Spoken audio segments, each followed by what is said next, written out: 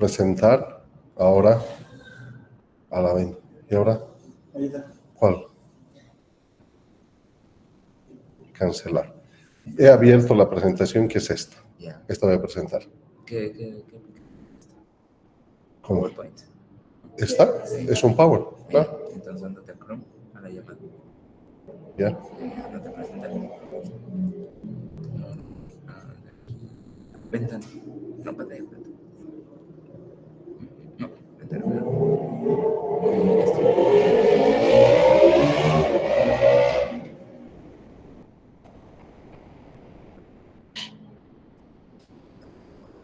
¿Ah? Y ya está. ¿No? Así. Ya puedes empezar con tu presentación. Pero está en pantalla pequeña. Ahorita vamos a empezar. Presentar toda la pantalla después, ¿no? No solo el PowerPoint. Toda la pantalla. Ya, deja de presentar.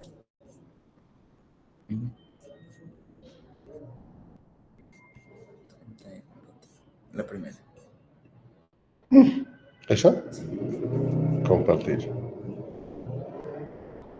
Ahora salte de la aplicación. Achicar. ¿Cuál? El rojo. ¿Este? No, Este. me pregunto. Este es, ¿no? Para Sí. salir. Sí. ¿Cuál es minimizar? El rojo. Es el amarillo. Muy bien. ¿Ya estamos? ¿Y el micrófono?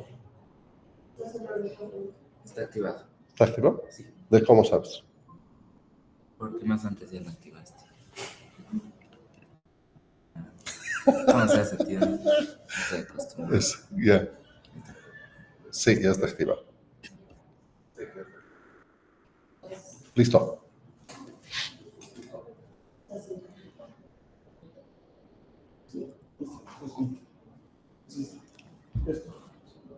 Ya lo que quiero es ver cuántos estamos.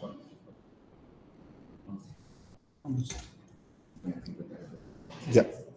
Pero se va a escuchar. No, yo no. ¿Sí? Solo tu micrófono. Buenas noches, jóvenes, ¿cómo están? Un gusto saludarlos. Vamos a dar inicio con una... Esto no está en la plataforma, luego se los va a pasar Ronald con tiempo. Esta es una presentación de lo que es la cirugía de vesícula, actualizado al 2024. ¿Por qué cirugía de vesícula como la primera presentación? Porque la cirugía mínimamente invasiva ha nacido a esta época, allá por el año 99, más o menos 98, 99, y la cirugía que primero se hizo fue la cirugía de vesícula, la colecistectomía laparoscópica. Entonces, dentro de la cirugía mínimamente invasiva, se considera a la colecistectomía laparoscópica como la cirugía madre. Es a partir de esta operación es que progresivamente se fueron realizando la cirugía de apéndice, de cirugía de hernia, y lo que tienen que saber diferenciar es... ¿Están escuchando, jóvenes? Sí, doctor. Ya.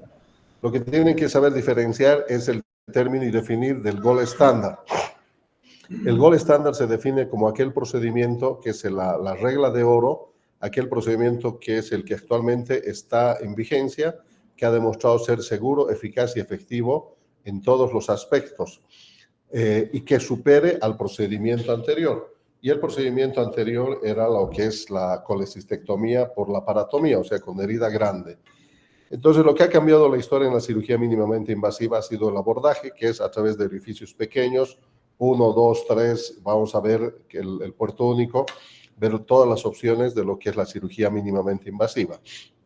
Esta presentación es en el contexto de una colecistitis aguda, y para esto vamos a recurrir a algunas imágenes y demás. Actualmente existen unos 3 o 4 procedimientos que gozan del título de gold estándar: la vesícula, la apendicectomía laparoscópica, la cirugía de hernia tipo TAP o TEP, ya está en fase de consolidar como procedimiento gold estándar. Está ya establecido la cirugía de colon por vía laparoscópica, tanto benigna como maligna, como el gold estándar. Entonces, los criterios que tiene que cumplir una cirugía de mínima invasión están en relación a que sean los resultados en el contexto de morbilidad, mortalidad y complicaciones igual o mejor que el procedimiento previo, en este caso la cirugía de vesícula por la paratomía. Todos estos parámetros actualmente son fáciles de evaluar y de valorarlos y obtener resultados en base, o sea, comparar tus resultados con los publicados internacionalmente, y de esa forma una cirugía va adquiriendo el tema de lo que es mínimamente invasiva. Eso es bueno incursionar con una charla, ¿no? No hay una presentación igual a la otra, con un caso clínico, ¿verdad? Entonces, en el caso clínico se caracteriza en una presentación TED, un caso clínico se caracteriza porque te va a mostrar los signos y síntomas típicos y clásicos, ¿verdad? Con lo cual te permite hacer el diagnóstico desde el punto de vista clínico y vas a pedir tus exámenes complementarios, que son laboratorio, sanguíneo, una ecografía y algunos otros estudios más en caso necesario. Grupo etario común, 40 años, ella tiene 47 años. Sexo más común, mujer, doña María, ¿verdad? Queja principal, dolor abdominal agudo. El dolor se inicia hace 24 horas con dolor intenso en el cuadrante superior derecho del abdomen, tipo cólico, que se irradia hacia la espalda y al hombro derecho. Además, se acompaña de náuseas y 2 episodios de vómitos. Tuvo fiebre en la noche por 38.5, registrado en la casa. Además, entonces, si ustedes ya han leído o les han hecho medicina interna, en el tema de la enfermedad vesicular se utiliza mucho la mnemotecnia de las 4 Fs, y de las 4 Fs ustedes ya han visto hasta el momento 2. María, femel, o sea, femenino. Segundo, antecedentes médicos importantes. Obesidad, es fatty, ¿no? Gordita, la segunda F. Fertility, o sea, la señora tuvo varios niños, ¿no? Entonces son 4 Fs las que componen el síndrome. Y además la señora sufre de hipertensión controlada con medicación. Al examen físico tiene dolor a la palpación en el cuadrante superior derecho, esto se conoce como un signo de Murphy positivo. No tiene ictericia ni rash cutáneo. O sea, normalmente tú aportas elementos objetivos, pero además puedes poner distractores, porque si tú le pones estos datos así, o sea, todos van a poder hacer el diagnóstico, pero vas colocando algunos datos que se denominan como distractores para obligar al estudiante a que empiece a razonar y plantee como diagnósticos probables, ¿verdad? No encerrarse directamente en un solo cuadro. Yo partiría, por ejemplo, acá pensando primero en la patología más frecuente, una gastritis aguda. Segundo, una enfermedad ulceropéptica. Tercero, mujer gordita, hipertensa, multípara.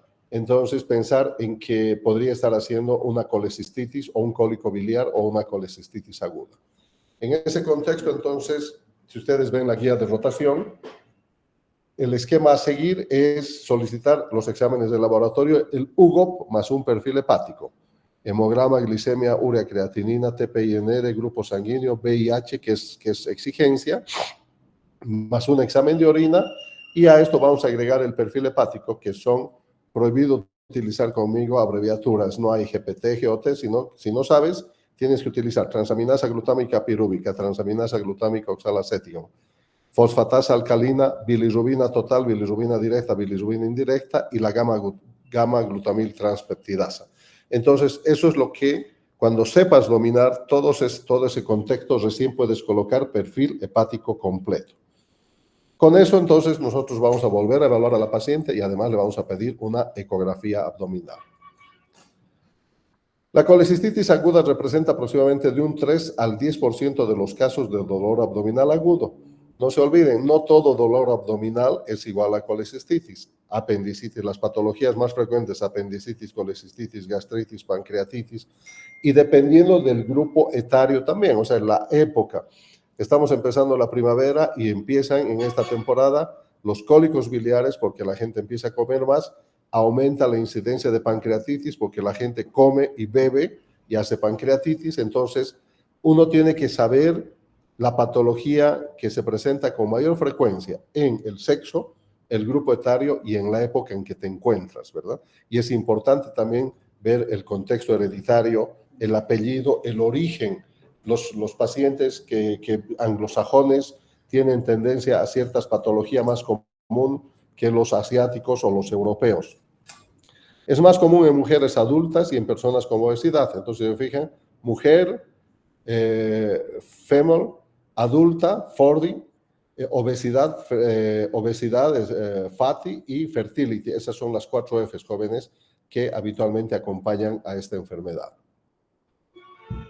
¿Cuáles son los métodos diagnósticos? En el examen de sangre es fundamental identificar los glóbulos rojos, ¿verdad? Entonces, determinar los glóbulos blancos, la leucocitosis y cómo están distribuidos los leucocitos, los neutrófilos, o sea, la fórmula blanca, las fórmulas joven o las adultas, y en base a esto definir si el paciente está con una leucocitosis con desviación a la izquierda o no. Desviación a la izquierda significa un cuadro agudo a predominio de polimorfonucleares.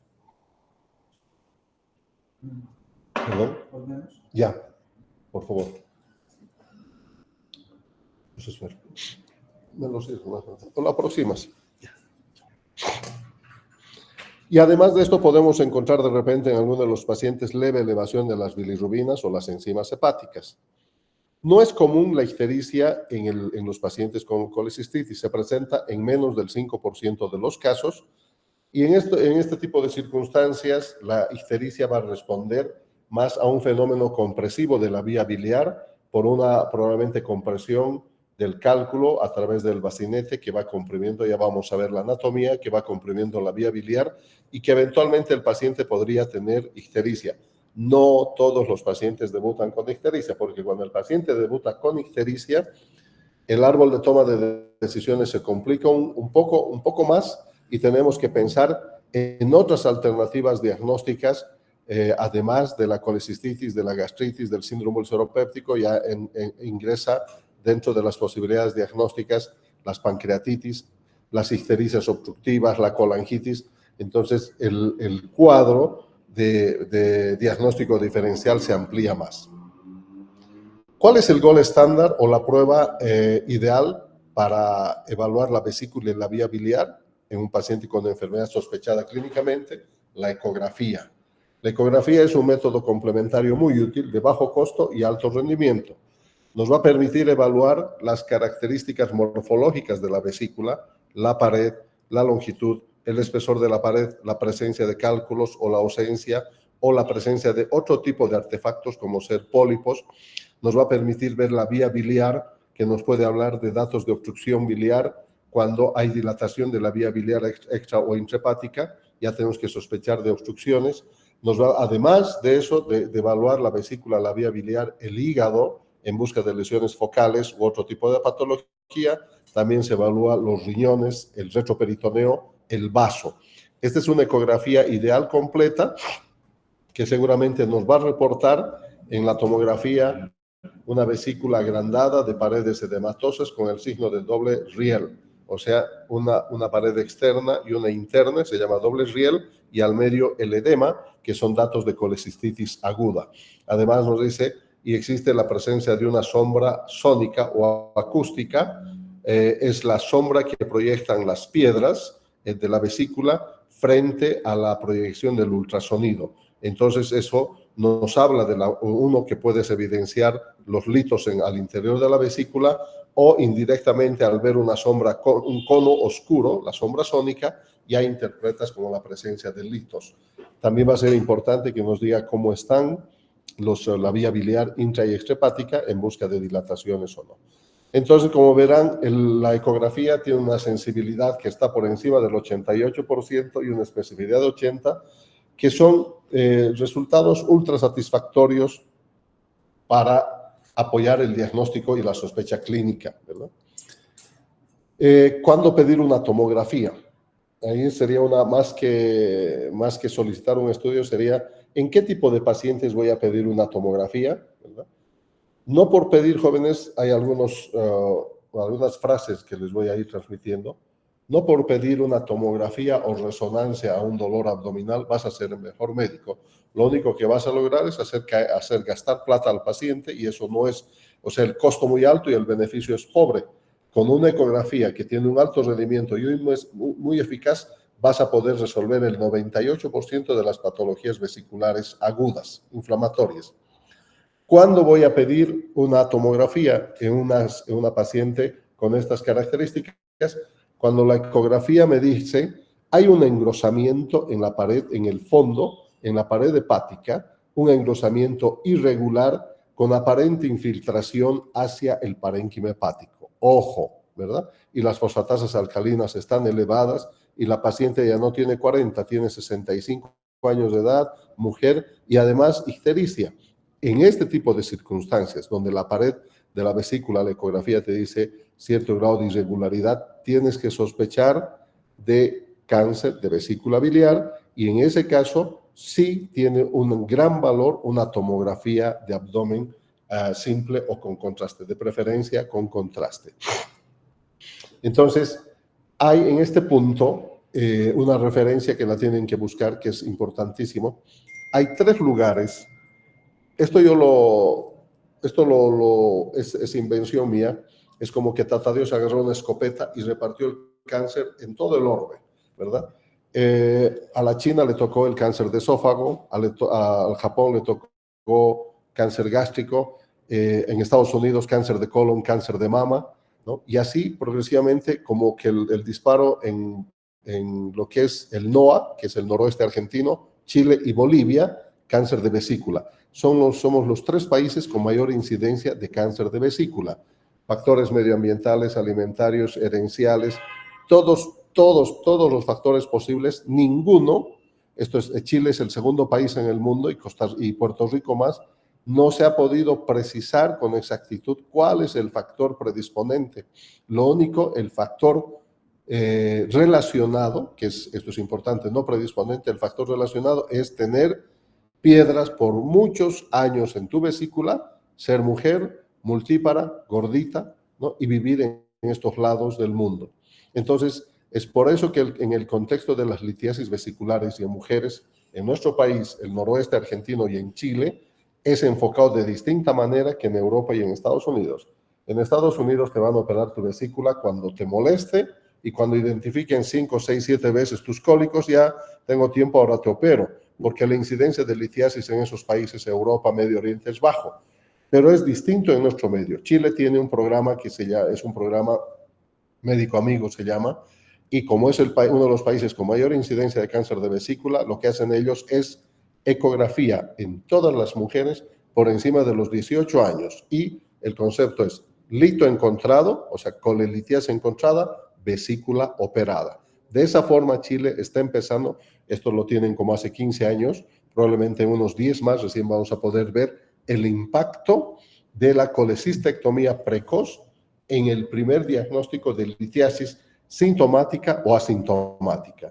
En nuestro medio es difícil aplicar una política de estas características, ¿verdad? Porque es imposible, casi difícil convencer al paciente. Y este tema de la información del cáncer, uno tiene que saber exponer. No puedes decir a la paciente, hoy tienes grandes posibilidades de hacer cáncer. No es cierto así. ¿Cómo se expone el tema? Y se les explica, se les dice, en Bolivia, en el noroeste argentino y en Chile la incidencia es muy alta. Pero de estas 100 pacientes operadas con colelitiasis, sesentonas, mujeres, gorditas, multíparas, que viven en esta parte del mundo, menos del 0.5 al 0.8% van a ser cáncer, ¿me entiendes? Entonces, de 1000 pacientes, de repente 1 o 2 van a tener. No es una correlación directa entre colelitiasis y cáncer. Pero ¿qué se ha encontrado? Que en todo este grupo de pacientes con cáncer de vesícula, ¿no? Diagnosticada, encontrada, se ha visto que en el 99.999% tenían litiasis de larga data crónica. ¿Y cómo se ha interpretado desde el punto de vista etiológico y fisiopatológico? Como que inflamación, fibrosis, cicatrización. Inflamación, fibrosis, cicatrización.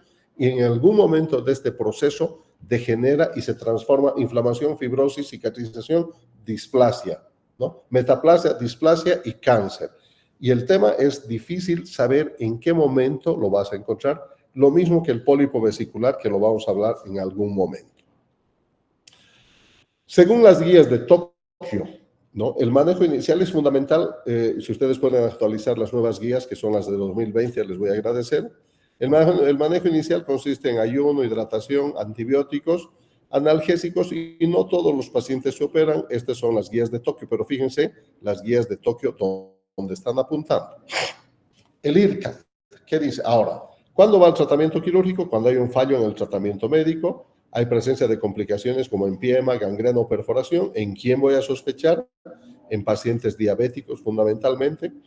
Y la colecistectomía laparoscópica es la preferida, es el gold estándar debido al menor dolor postoperatorio y la recuperación más rápida.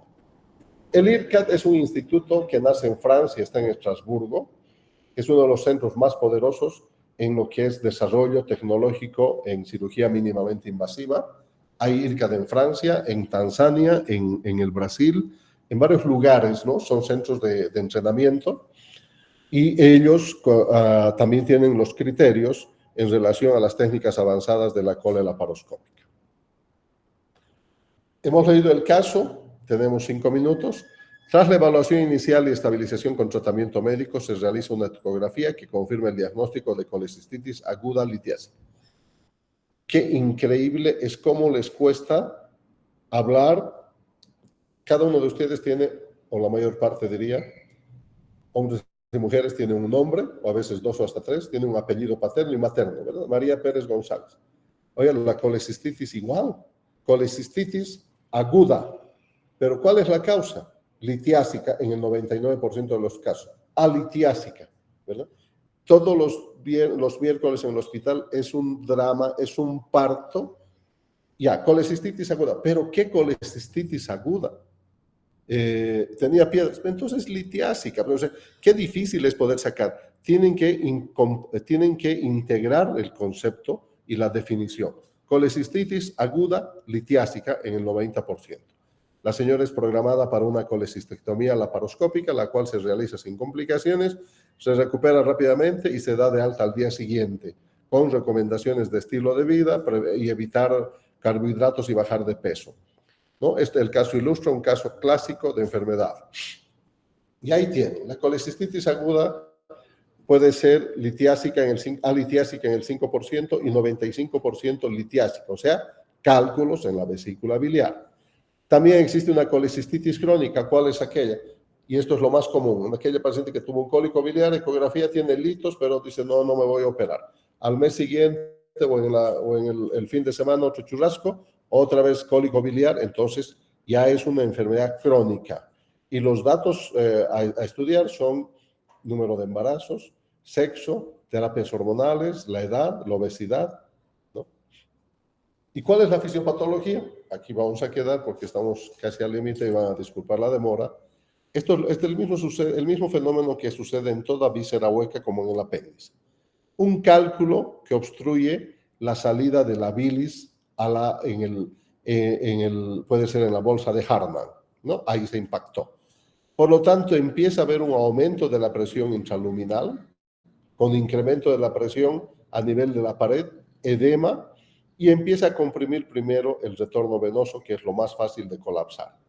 Al comprimir el retorno venoso se va a producir mayor distensión, edema, y puede llegar hasta lo que es afectar la irrigación arterial, y en estos casos ya llegar a la necrosis. Estamos viendo la evolución de una colecistitis aguda, pasando por sus distintas etapas de edematosa, hasta llegar a una fase de necrosis y perforación, que no es común, pero cuando se presenta sí hay, ¿verdad?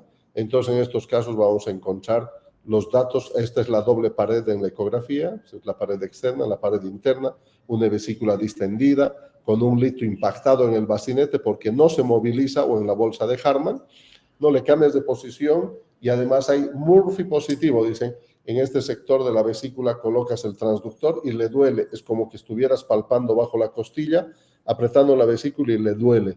Entonces, ese es un signo de Murphy positivo. ¿Cuáles son los signos y síntomas y los criterios de severidad? El dolor abdominal, las náuseas, los vómitos, las dispepsias y la ictericia, ¿verdad? Entonces, acá están los criterios de severidad. el diagnóstico. Estos son los criterios de Tokio. Ustedes van a encontrar en el criterio 18 y en el 13 los criterios diagnósticos de A, signos locales de inflamación, signo de Murphy, una masa, dolor y edema en el hipocondrio derecho. B, ya incrementa la inflamación, signos sistémicos de inflamación. Estamos haciendo una descripción completa de una colecistitis aguda porque deberíamos enfocarnos solo al procedimiento, pero ustedes no son especialistas, sino estudiantes de cuarto año que tienen que saber a quiénes van a recomendar una cirugía. Fiebre, PCR elevado y leucocitosis. Y los hallazgos, ya vamos a hablar de colecistitis aguda en grado C, cuando hay imágenes compatibles con colecistitis. Sospecha de diagnóstico es un elemento A más un elemento B. Diagnóstico definitivo es A más B y más C, criterios de Tokio. Entonces tenemos acá la sospecha clínica, y a esto vamos a pedir exámenes de laboratorio e imágenes como ser una ecografía abdominal. Y el tratamiento, hay un aforismo chileno que dice, la vesícula tiene forma de pera y espera. Tú puedes posponer un procedimiento quirúrgico, la paciente dice, no puedo operarme, tengo un examen mañana, bueno, le vamos a poner antiespasmódicos, algo de antibióticos, y con suerte que haya aflojado el lito de la bolsa de Hartmann, ya no esté impactado, porque cede el dolor y la paciente dice, me siento mucho mejor, entonces por favor no consumas frituras, no comas huevo, chancho, queso, no comas cosas grasosas y planifícate para el fin de semana operarte, ¿verdad? La idea es esa. Pero lo ideal es operar a la vesícula dentro de las 72 horas post inicio del proceso agudo.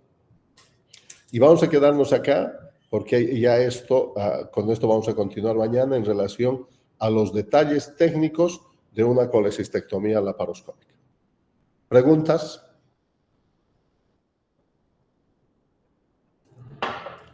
¿Están ahí, jóvenes, o ya no? ¿Alguna pregunta? Mañana continuamos. Que descansen. Chao. Van a disculpar, mañana partimos en punto. Estaba con pacientes. Chao, chao. Gracias, doctor. Hasta luego. Doctor, gracias.